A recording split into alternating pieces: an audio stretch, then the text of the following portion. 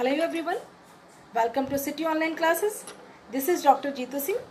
Today I will teach you microeconomics for BA, BCom, LLB Honors, ME, MCom students. Students, today I will teach you classifications of market and perfect competition market. Classification of market को कितने part में bifurcate किया गया है.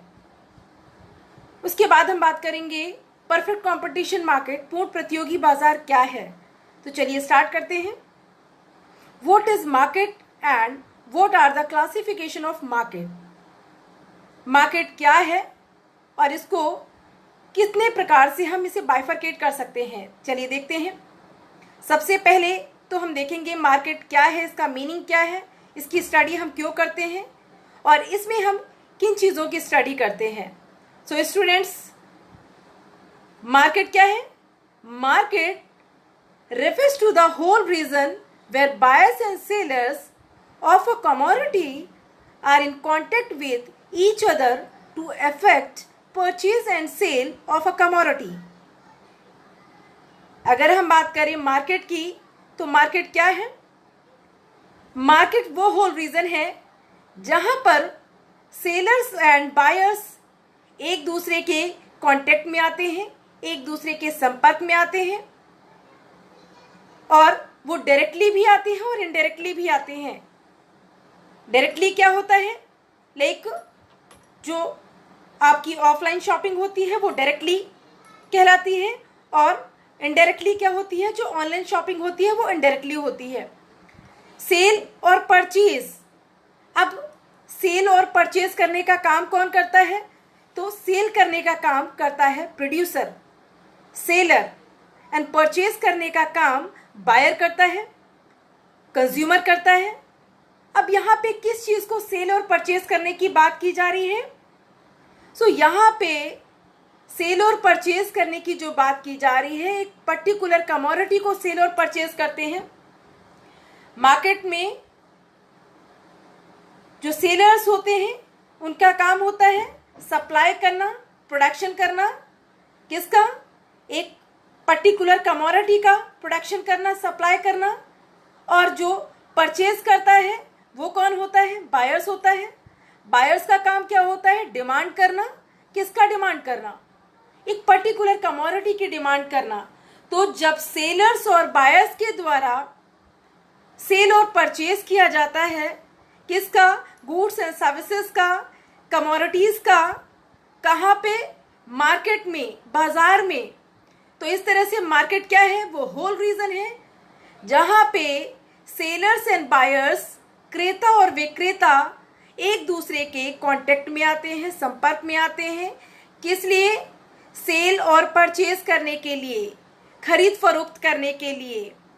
किन चीज़ों को, goods and services को, वस्तुओं और सेवाओं को सेल और परचेज करने के लिए वे दोनों एक दूसरे के कांटेक्ट में आते हैं. अब हम बात करेंगे डेफिनेशन की. मार्केट की डेफिनेशन क्या है. Market is a place where the buyers and sellers meet to exchange their goods and services for a monetary benefits. So market क्या है.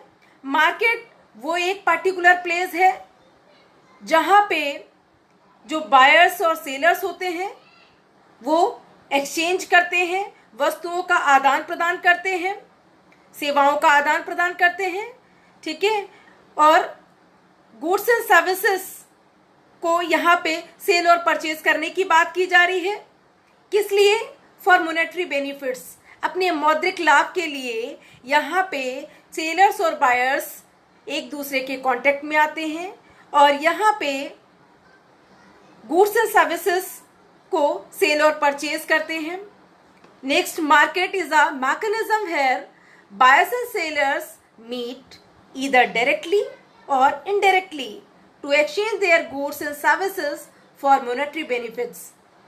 मार्केट वो मैकेनिज्म है जहाँ पे बायर्स और सेलर्स डायरेक्टली और इनडायरेक्टली एक दूसरे के कांटेक्ट में आते हैं.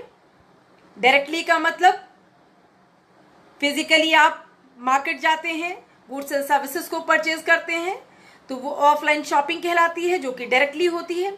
इनडायरेक्टली का मतलब आप डायरेक्टली जाते नहीं हैं, बट आप ऑनलाइन अपना ऑर्डर प्लेस करते हैं, तो ये आपका इनडायरेक्टली शॉपिंग, ऑनलाइन शॉपिंग कहलाता है।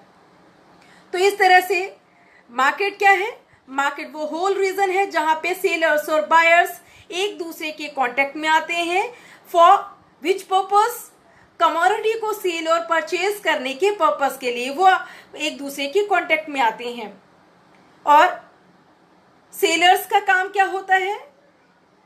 गुड्स एंड सर्विसेज को प्रोड्यूस करना, सप्लाई करना। बायर्स का काम क्या होता है? कमोडिटी की डिमांड करना। और इस तरह से कमोडिटी की डिमांड करना कंज्यूमर का काम होता है, बायर्स का काम होता है, और दोनों ही एक दूसरे के कांटेक्ट में डायरेक्टली और इनडायरेक्टली आते हैं। अब हम बात करेंगे क्लासिफिकेशन ऑफ मार्केट। मार्केट को हम यहाँ पे एरिया वाइज बाइफरकेट करेंगे, देन टाइम एलिमेंट्स के बेसिस पे बाइफरकेट करेंगे, then nature transaction and then regulation के बेसिस पे, देन वॉल्यूम एंड बिजनेस के बेसिस पे, एंड आफ्टर दैट कंपटीशन के बेसिस पे मार्केट का सेग्रीगेशन होगा, क्लासिफिकेशन होगा। चलिए स्टार्ट करते हैं। फर्स्ट, एरिया वाइज मार्केट का बाइफरकेशन।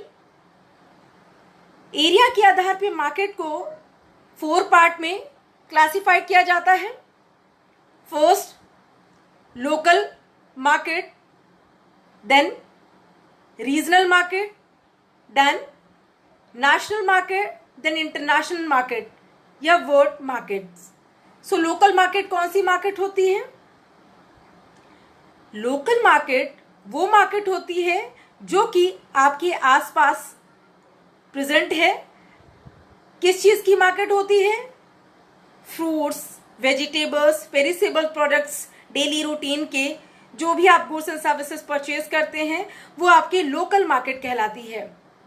देन रीजनल मार्केट, आप जिस पर्टिकुलर स्टेट में रहते हैं उस पर्टिकुलर स्टेट का कुछ ना कुछ फेमस होता है। लाइक अगर हम बात करें यूपी की, सो यूपी में एग्जैक्टली कानपुर का लाइक लेदर फेमस है या यूपी का लेदर फेमस है। अगर हम बात करें नेशनल मार्केट की, तो हर राष्ट्र का कुछ ना कुछ फेमस होता है, और इस तरह से नेशन लेवल पे, राष्ट्र लेवल पे मार्केटिंग की जाती है। अब हम बात करेंगे वर्ल्ड लेवल पे, इंटरनेशनल लेवल पे जब मार्केट की बात करते हैं तो यहाँ पे एक्सपोर्ट और इंपोर्ट किया जाता है। एक कंट्री अदर कंट्री से गुड्स एंड सर्विसेज को क्या करता है? एक्सपोर्ट और इंपोर्ट करता है। एक्सपोर्ट का मतलब होता है चीज़ों को निर्यात करना, इंपोर्ट का मतलब होता है चीज़ों का आयात करना, मंगाना। इस तरह से अब नेक्स्ट टाइम एलिमेंट्स के बेस पे मार्केट को बाइफरकेट करेंगे। टाइम एलिमेंट्स के आधार पे मार्केट को 4 पार्ट में क्लासिफाई किया गया है। Very short period, then short period, then long period and very long period.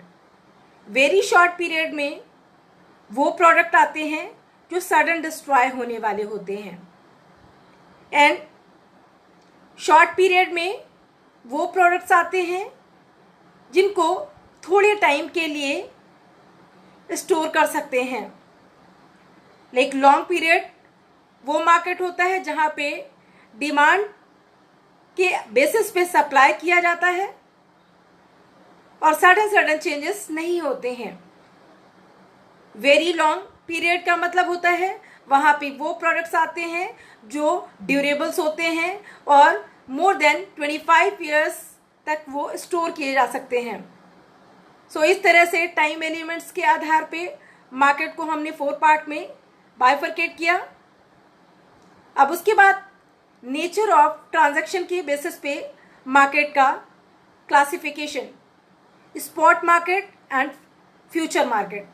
Spot market वो मार्केट होता है जिसमें कोई भी बायर्स अगर कोई चीज़ परचेज करता है तो उसे ऑन द स्पॉट पेमेंट करना होता है। फ्यूचर मार्केट वो मार्केट होती है जिसमें फ्यूचर में आप अपने पेमेंट को टाल सकते हैं। उसके बाद रेगुलेशन मार्केट, रेगुलेशन के बेसिस पे मार्केट को 2 पार्ट में सेग्रीगेट किया गया है। एक regulated market, second unregulated market.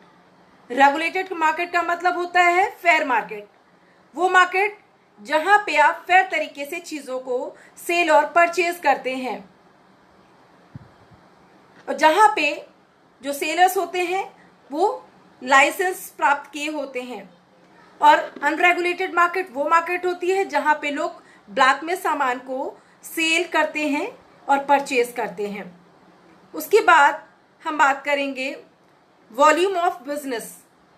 Volume of business के बेसिस पे मार्केट को भी 2 पार्ट में क्लासिफाई किया गया है। एक होलसेल मार्केट, दूसरा रिटेल मार्केट। होलसेल मार्केट वो मार्केट होती है जहां पे आप थोक में, बल्क में सामान सेल और परचेज करते हैं। रिटेल मार्केट वो मार्केट होती है जहां पे फुटकर में आप सामान को सेल और परचेज करते हैं। उसके बाद नेक्स्ट है कंपटीशन के बेसिस पे मार्केट का बाइफरकेशन। कंपटीशन के आधार पे मार्केट को 4 पार्ट में क्लासिफाई किया गया है। First, perfect competition market, then monopoly market, then monopolistic competition market and oligopoly market. Perfect competition market, economics में हम परफेक्ट कंपटीशन मार्केट की स्टडी करते हैं, ये बहुत इंपॉर्टेंट है। परफेक्ट कंपटीशन मार्केट कौन सी मार्केट है, इसके कैरेक्टरिस्टिक्स क्या हैं, इसकी स्टडी हम क्यों करते हैं।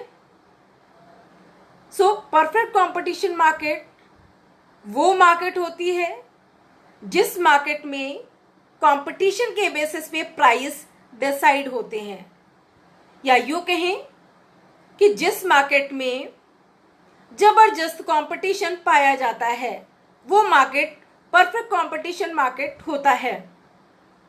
और इस मार्केट में जो प्रोड्यूसर है वो होमोजीनियस प्रोडक्ट सेल करता है, होमोजीनियस आइडेंटिकल प्रोडक्ट सेल करता है, या यूं कहें कि जिस मार्केट में होमोजीनियस प्रोडक्ट सेल और परचेज किए जाते हैं वो मार्केट परफेक्ट कंपटीशन मार्केट कहलाता है। और इस मार्केट में large number of buyers and sellers होते हैं। इस मार्केट में चूंकि homogeneous product, identical product sale किया जाता है, इसलिए इस मार्केट में प्रोडक्ट का जो प्राइस होता है वो भी सेम डिसाइड किया जाता है। अब देखें तो होमोजीनियस प्रोडक्ट क्या होता है। Homogeneous product in perfect competition market, homogeneous product वो प्रोडक्ट होता है जो कि क्वालिटी वाइज सेम होता है, quantity, shape and size, colours, fragrance, everything would be same. 1% का भी अंतर नहीं होता है। वो मार्केट परफेक्ट कंपटीशन मार्केट कहलाती है। अब हम देखें monopoly market. Monopoly market in Hindi एकाधिकारी बाजार कहते हैं। Perfect competition market in Hindi पूर्ण प्रतियोगी बाजार कहते हैं। इन शॉर्ट आपको बता दूं कि परफेक्ट कंपटीशन मार्केट रियल में ऐसा कोई मार्केट एग्जिस्ट नहीं करता है जो कि परफेक्ट कंपटीशन मार्केट के कैरेक्टरिस्टिक्स देखने को मिलते हों। नेक्स्ट, मोनोपोली मार्केट, एकाधिकारी बाजार। मोनोपोली बाजार वो बाजार होता है जिस बाजार में सिंगल सेलर होता है। ये 2 वर्ड से कंबाइन होके बना है मोनो प्लस पोली। मोनो का मतलब होता है सिंगल और पोली का मतलब होता है सेलर। जिस मार्केट में सिंगल सेलर और लार्ज नंबर ऑफ बायर्स होते हैं वो मार्केट मोनोपोली मार्केट कहलाता है। मोनोपोली मार्केट में चूंकि सिंगल सेलर होता है तो उसका किसी से कोई कंपटीशन नहीं होता है और मार्केट में कोई भी क्लोज सब्स्टिट्यूट अवेलेबल नहीं होती है, जिसकी वजह से प्रोड्यूसर का अपने प्रोडक्ट पे पूरी तरह से कंट्रोल होता है। लेकिन अगर हम बात करें सप्लाई एंड प्राइस की, तो प्रोड्यूसर का अपनी प्राइस में पूरी तरह से कंट्रोल होता है। किसमें? Under monopoly market. अब हम बात करेंगे monopolistic competition market. Monopolistic competition market वो मार्केट होता है जिस मार्केट में there are large number of buyers and sellers available होते हैं और ये दो मार्केट से मिलकर बना है। एक तो परफेक्ट कंपटीशन मार्केट, दूसरा मोनोपोली मार्केट।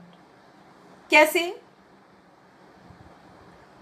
जैसे मान लीजिए मोनोपोलिस्टिक कंपटीशन मार्केट की अगर हम बात करें तो डेफिनेशन के तौर पे देख लें कि मोनोपोलिस्टिक मार्केट कहते किसको है, देन हम समझ जाएंगे कि ये दो मार्केट से मिलकर बना है। सो मोनोपोलिस्टिक कंपटीशन मार्केट वो मार्केट होता है जिस मार्केट में close substitute goods and services available होती है। अब क्लोज सब्स्टिट्यूट की अगर हम बात करें तो अगर आप मार्केट जाते हो तो मार्केट की बात करें तो बहुत सारी कंपनी के मार्कर मार्केट में अवेलेबल होते हैं। मान लीजिए मैं इस मार्कर की प्रोड्यूसर हूं तो मेरा इस मार्कर में क्या है, मोनोपोली है, एकाधिकार है, क्योंकि ये मेरा है, मेरी कंपनी से इसको प्रोड्यूस किया गया है तो मेरी कंपनी का मेरा इसमें मोनोपोली है। लेकिन जब मैं इस मार्कर का प्राइस डिसाइड करूंगी तो मैं देखूंगी कि इस टाइप के मार्कर मार्केट में और कितने अवेलेबल हैं, उनका प्राइस क्या डिसाइड किया गया है। देन मैंने मार्केट की सिचुएशन के बेसिस पे और कितने मार्कर मार्केट में अवेलेबल हैं, उनका प्राइस क्या है, उसके बेसिस पे अपने मार्कर का प्राइस डिसाइड किया। तो यहाँ पे कंपटीशन के बेसिस पे मैंने प्राइस डिसाइड किया, बट मेरा मार्कर है, मेरी कंपनी का मार्कर है तो मेरा इसमें मोनोपोली है, एकाधिकार है। उसके बाद भी मैंने इस मार्कर का प्राइस कंपटीशन के आधार पर डिसाइड किया है। दैट्स व्हाई इस मार्केट में मोनोपोली का भी कैरेक्टरिस्टिक्स देखने को मिलता है, दूसरा परफेक्ट कंपटीशन मार्केट का भी लक्षण देखने को मिलता है। दैट्स व्हाई ये दो मार्केट से मिलके बना है, एक मोनोपोली मार्केट, दूसरा परफेक्ट कंपटीशन मार्केट। और वो मार्केट जो कि क्लोज सब्स्टिट्यूट प्रोडक्ट से भरपूर होता है। इस मार्केट में अगर हम बात करें क्लोज सब्स्टिट्यूट की तो क्लोज सब्स्टिट्यूट प्रोडक्ट ही इस मार्केट में सेल और परचेज किया जाता है। अगर हम बात करें फैन की, हम बात करें सोप की, हम बात करें पेन की, हम बात करें फैन की, तो आप अगर मार्केट जाते हो तो आपको बहुत सारी क्वालिटी की प्रोडक्ट्स अवेलेबल होते हैं। एक ही अगर आपको कोई एक पर्टिकुलर कमोडिटी लेना होता है, एक प्रोडक्ट परचेज करना होता है तो आपके पास बहुत सारे चॉइसेस होती हैं, quality wise, company wise, shape and size, colour wise. So present time में अगर हम बात करें तो कौन सा मार्केट एग्जिस्ट करता है?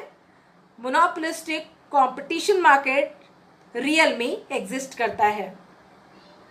सो इस तरह से मोनोपोलिस्टिक कंपटीशन मार्केट में सेलिंग कॉस्ट जो होता है वो जीवन मरण का प्रश्न होता है, क्योंकि यहाँ पे लोग जितना ज्यादा विज्ञापन करेंगे उतना ही ज्यादा उन लोगों की चीजों को लोग जानेंगे। तो इस तरह से मोनोपोलिस्टिक कंपटीशन मार्केट वो मार्केट है जो कि रियल में देखने को मिलता है, एग्जिस्ट करता है। इसके बाद नेक्स्ट ओलिगोपोली मार्केट, अल्पाधिकारी बाजार। ओलिगोपोली मार्केट वो मार्केट होती है जिसमें few seller and large number of buyers देखने को मिलते हैं। ओलिगो का मतलब होता है फ्यू, पोली का मतलब होता है सेलर। सो जिस मार्केट में, जिस बाजार में कुछ विक्रेता होते हैं और बड़ी संख्या में क्रेता होते हैं, बड़ी संख्या में बायर्स होते हैं और फ्यू सेलर्स होते हैं। अब यहाँ पे फ्यू का मतलब क्या है? फ्यू का मतलब होता है more than 2 and less than 10। जिस बाजार में 2 से अधिक या 10 से कम सेलर्स होते हैं वो मार्केट ओलिगोपोली मार्केट कहलाता है। और ओलिगोपोली मार्केट में क्या होता है? कौन सा मार्केट ओलिगोपोली मार्केट कहलाएगा? इसकी खासियत क्या होगी? सो इसकी स्पेशलिटी जो होगी वो होगी कि जिस मार्केट में क्लोज सब्स्टिट्यूट और डिफरेंशिएट प्रोडक्ट सेल और परचेज किए जाते हैं वो मार्केट ओलिगोपोली मार्केट कहलाती है। मीन्स इस मार्केट में निकट स्थानापन्न वस्तुएं भी होंगी, क्लोज सब्स्टिट्यूट प्रोडक्ट भी सेल और परचेज किया जाता है एंड डिफरेंट प्रोडक्ट भी यहाँ पे अवेलेबल होता है। सो इस तरह से आपका मार्केट क्लासिफिकेशन कंप्लीट होता है। और हमारा नेक्स्ट जो टॉपिक होगा वो परफेक्ट कंपटीशन मार्केट होगा। स्टूडेंट्स, आई होप आप लोगों को ये लेक्चर समझ आया होगा। हम इन शॉर्ट अगर मार्केट की बात करें तो मार्केट क्या है? मार्केट वो होल रीजन है जहाँ पे सेलर्स और बायर्स एक दूसरे के कांटेक्ट में आते हैं, डायरेक्टली और इनडायरेक्टली, प्रत्यक्ष रूप में और अप्रत्यक्ष रूप में एक दूसरे के कांटेक्ट में आते हैं। मीन्स डायरेक्टली का मतलब फिजिकली आप मार्केट में कोई सामान सेल और परचेज करने जाते हैं, सो वो कहलाता है आपका ऑफलाइन शॉपिंग। इनडायरेक्टली अगर आप कोई ऑर्डर प्लेस करते हैं तो वो कहलाता है आपका ऑनलाइन शॉपिंग।